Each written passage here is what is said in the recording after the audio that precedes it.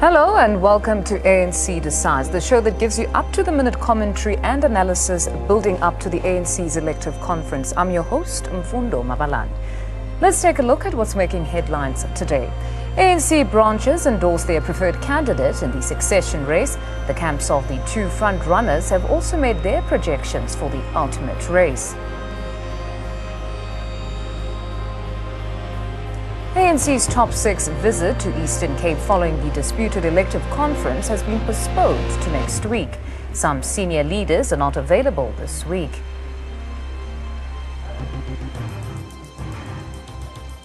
And Nkosazana Dlamini Zuma camp slams former British parliamentarian Peter Hain for making money laundering claims against her.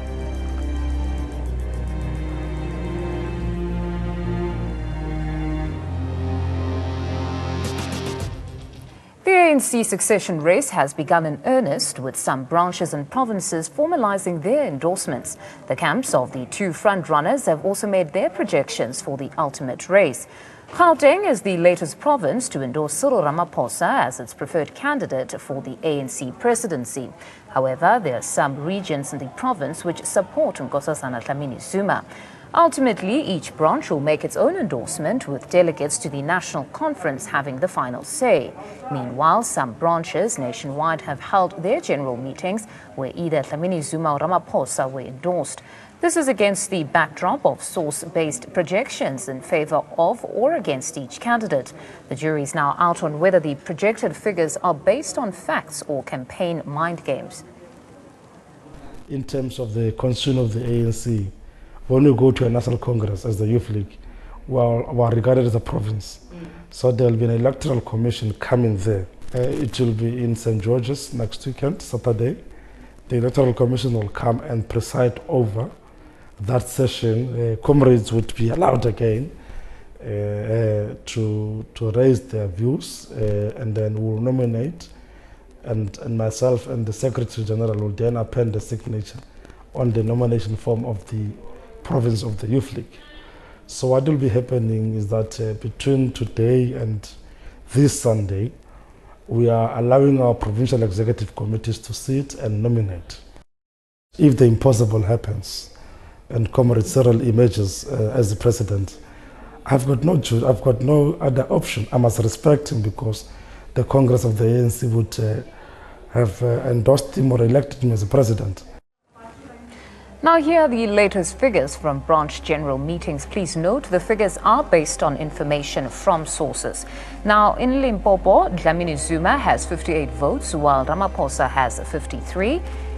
We move on to Mpumalanga. Dlamini Zuma has 94 votes, while Ramaphosa has 25. In the Free State, Dlamini Zuma has 61 votes, while Ramaphosa has just 1. In the Northwest, Dlamini Zuma has 56 votes, while Ramaphosa has 6. In the Northern Cape, Dlamini Zuma has 16 votes, while Ramaphosa has 49. In Gauteng, Dlamini Zuma has 16 votes, while Ramaphosa has 65. Now moving on to KwaZulu-Natal, Dlamini Zuma seems to have 45 votes, while Ramaphosa has 11. In the Western Cape, Dlamini Zuma has 12 votes, while Ramaphosa has 20. More on this numbers game. We now cross over to our reporter Lemogang Foke, who's out in Limpopo. Lemogang, a warm welcome to you. We understand that you're in the Collins Chabane region. How are the numbers looking today? A very good afternoon to you, Mfundo. Thank you very much. Indeed, we are in the Vembe district today, and to be precise, at the Collins Chabane sub-region is where we're at this afternoon. And today, basically, we spoke to a number of branches that went ahead with their BGMs over the weekend. And what we know is that they have pronounced Cyril Ramaphosa as their preferred candidate. And behind me is 3 branches from this area that are being represented here. And just to talk to us a little bit bit about that. I'm just going to rope one of them in just to talk to us about what happened and transpired in those BGMs. Thank you so much for joining us. Firstly, I would just like you to introduce yourself and tell us which branch in particular you are representing, and just give us a sense of how the BGMs were coming to that conclusion of having Ramaphosa as your preferred candidate. Thank you. My name is Hlaisani Maluleke. I come from Winston Zinji Vankondo branch, this branch, here in Collins Chabane municipality. Yesterday we had a BGM. It was overwhelming. Everyone came and we corrected very early because comrades wanted Comrade Ramaphosa to lead the country and the ANC as well, in order to build, unite, and also take the country forward and take it out of the chaos that it's in now of paging in the name of reshufflement. Well, thank you very much, Mfundo. That was one of the branch members that are present here today, of course, coming from their branch meetings over the weekend and just talking to us about their preference for Cyril Ramaphosa. You would know that it was about 11 branches that set for those BGMs. And what we know is also the district is expecting about 40 to kickstart again this week. And this, of course, includes Musina, includes Makaro, as well as Thulamela areas, including where we are, the sub-region of Collins Chabane, also known as the Lim 345. So definitely we'll see how that turns out. We do know that Vembe was one of the regions actually in the province that had spoken ahead of those BGMs that they made a resolution on having Cyril Ramaphosa as their preferred candidate. So I guess we will see on whether those BGMs that will take place this week, carrying it over to the weekend, if Cyril Ramaphosa will indeed emerge as the preferred candidate of this region. Back to you, Mfundo. Lemogang, thank you very much. We can hear from just them singing behind that they're certainly ready for their preferred candidate. Thanks. We'll speak as the day progresses. And we now cross over to our reporter, Nomusa Pungula, who's out in KZN. Nomusa, warm welcome to you. We understand you're in the Musa-Dladla region. What are the numbers there since they also held some of their BGMs? Good evening, Nomfundo, and good evening to our viewers. Indeed, we are at the Musa-Dladla region, which has 105 branches. However, only 101 qualified for their BGMs. We also understand that in those 101, 20 had indicated that their intention was to nominate Cyril Ramaphosa. And we also understand that the same 20 branches are the ones that supported Senzo Mchunu in the PGC. We understand that 16 branches set for their BGM this past weekend, and 14 have been reported to nominate Dr. Nkosazana Dlamini-Zuma, and only 2 have been reported to nominate Cyril Ramaphosa, and those 2 are one at Umlalazi and the other one is at Umhlathuze. We also understand that this is the region which is the home for President Jacob Zuma as well as Senzo Mchunu. Now, just to take you a brief or give you a brief about the rest of the province, Mfundo, we understand that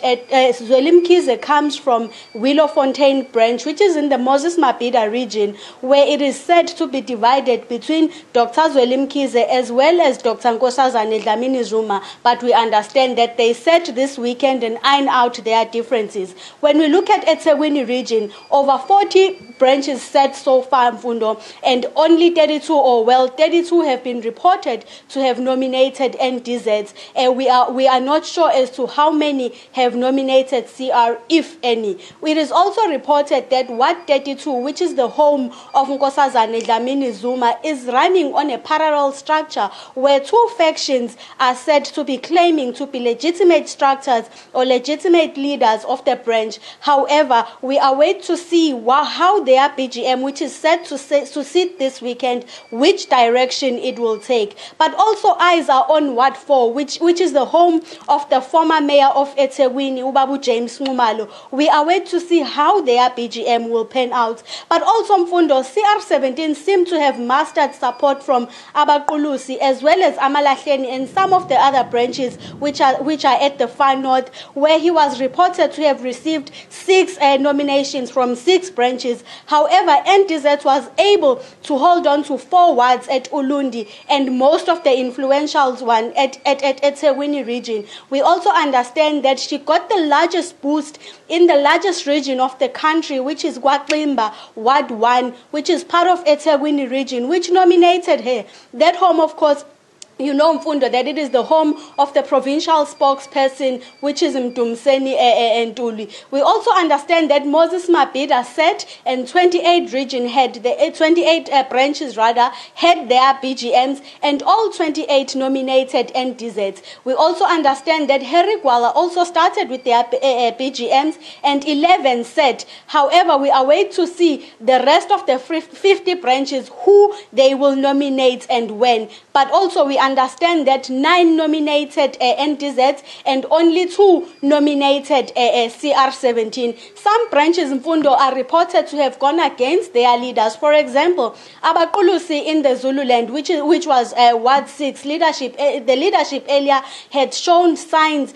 of endorsing Dr. Zweli Mkhize. However, during the BGM, they nominated Cyril Ramaphosa along with his top 6. Not so long ago, you will remember that Dr. Zweli Mkhize was invited in the branch to address the Mzala Nxumalo Memorial Lecture. But this is a clear indication that at the end of the day, it is the branch members, or the powers lie with the branch members, Mfundo.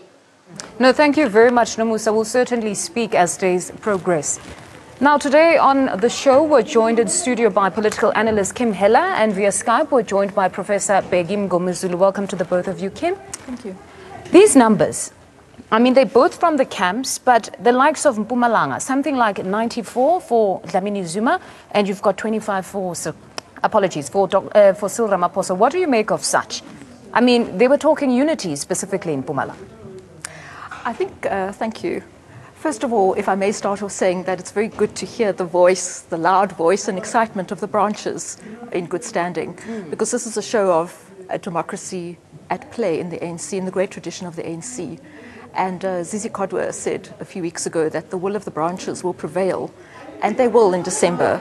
So even if the provinces and the provincial chair people are proclaiming and expressing their views, with no disrespect to them, but the power and the king-making of our new president of not only ANC, but of the country, will be determined by branch delegates themselves. That's an interesting one then, because just over the weekend we've been reporting on the PEC in Gauteng having endorsed Deputy President Cyril Ramaphosa, and then it begs the question yet again that, by the way, the PEC in this whole process doesn't matter, because the process will solely be driven by the branches. But we're still reporting that the PEC has endorsed a certain candidate. Does it really matter?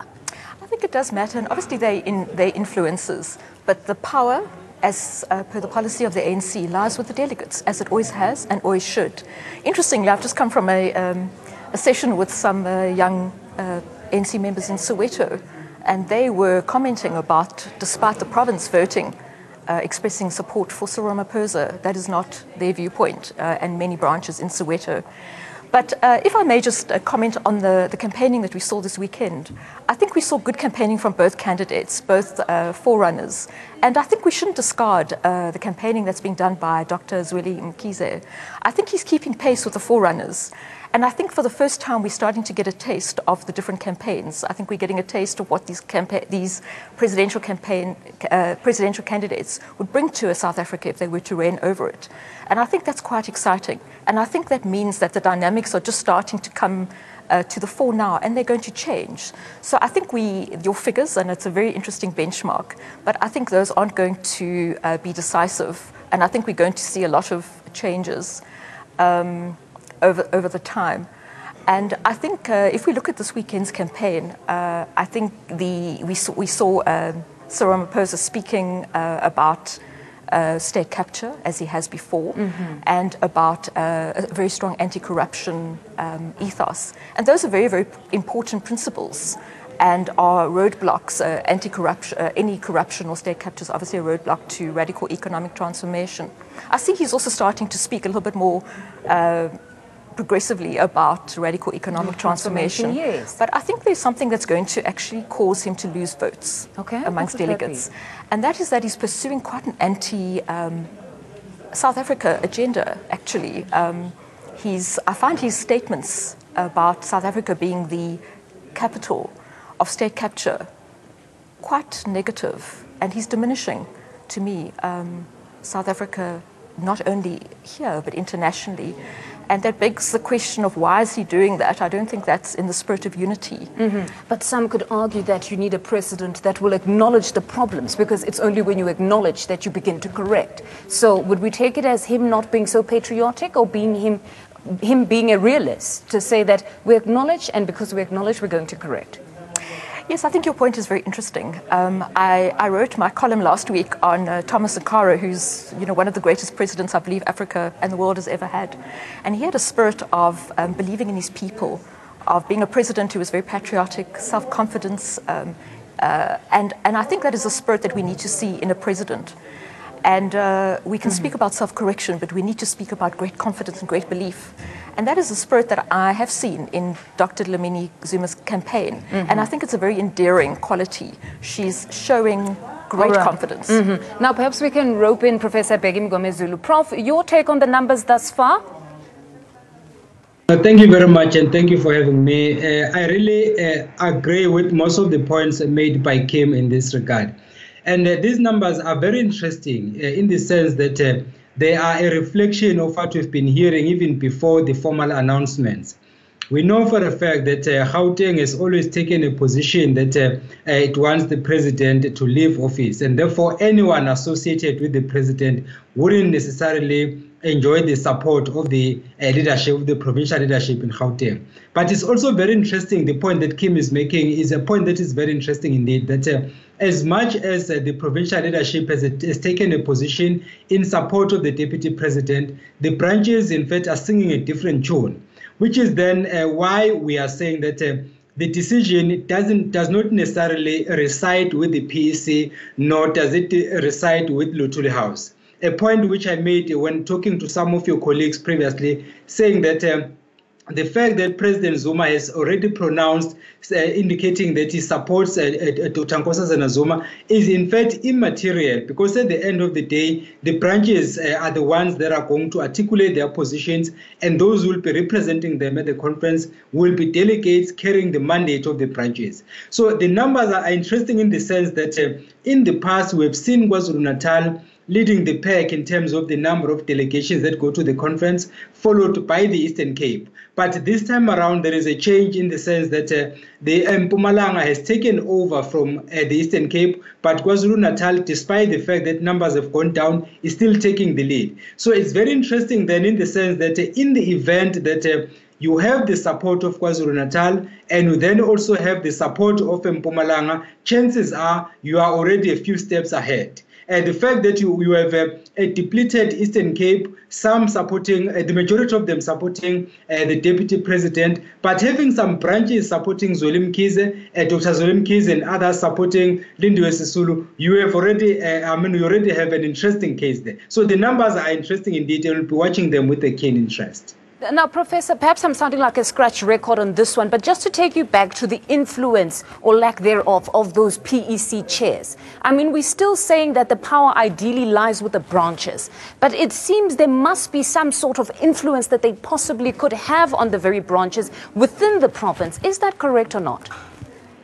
No, the problem in South Africa in particular, and in Africa in general, is that we tend to do everything around money, monetary terms. So most of the time, those who wield political power will then inevitably also wield economic power. So then in the event that we have corruption kicking in, we are most likely to see those in power using their political muscle to then also flex their financial muscle, and therefore literally bribe branches to vote against their conscience, as it were. So if that were to happen, then of course the PEC or the provincial leadership structures will have a louder voice. But in the event that you allow branches to decide things on their own, then the issue of the PEC, the issue of the provincial No, we seem to have lost Professor Mgomezulu there. But Kim, perhaps we can bring it back to you. There's this culture that we're seeing creep up now, where we have candidates visiting certain provinces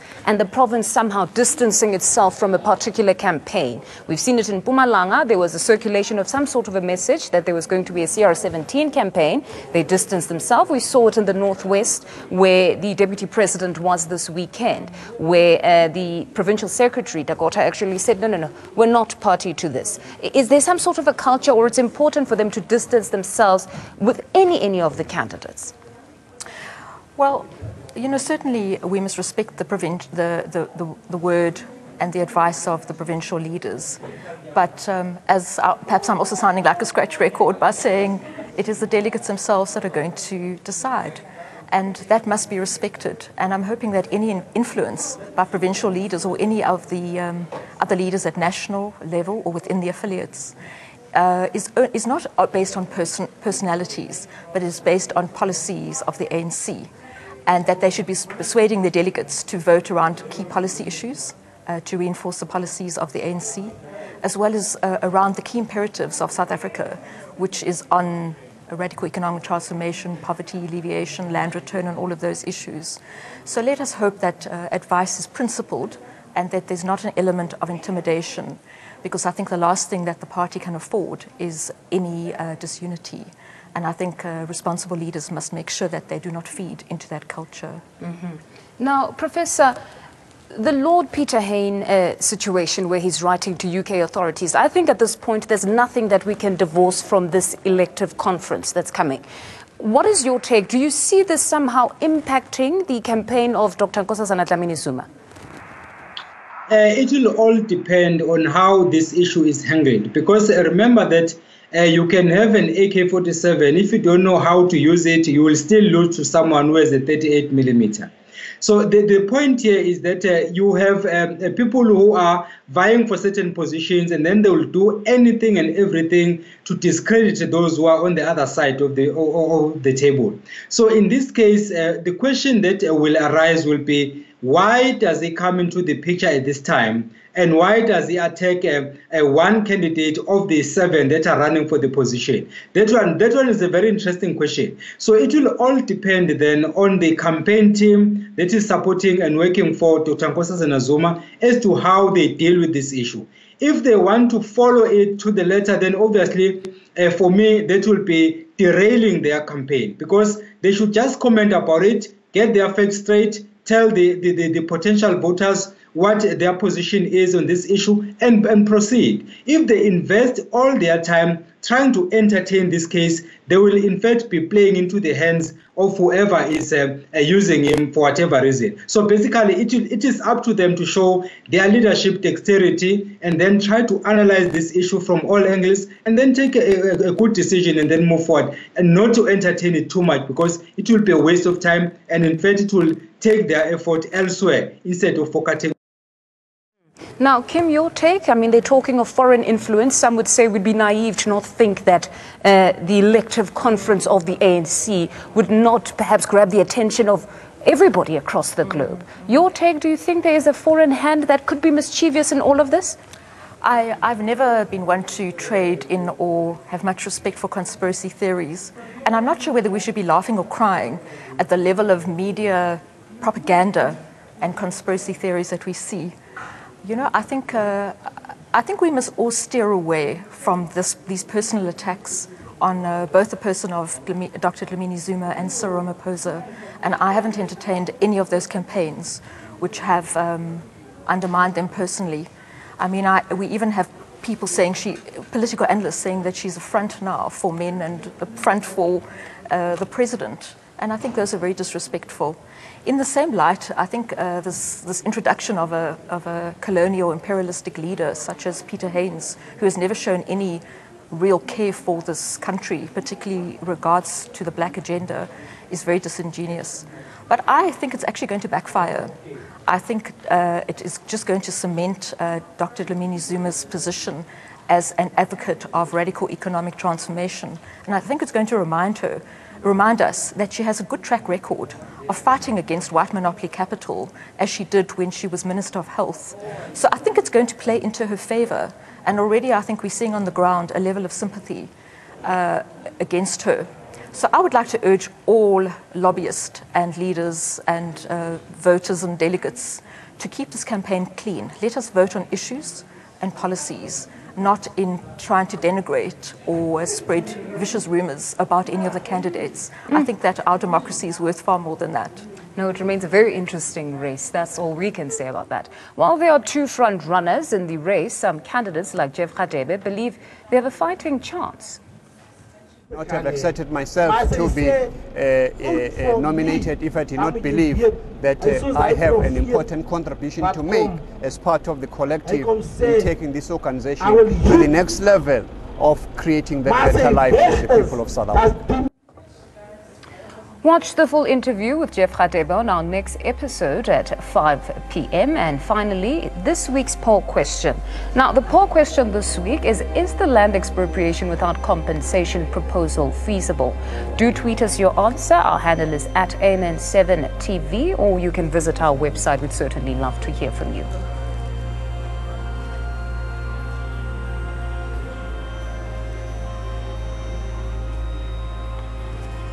And that's where we end today's show. Until next time.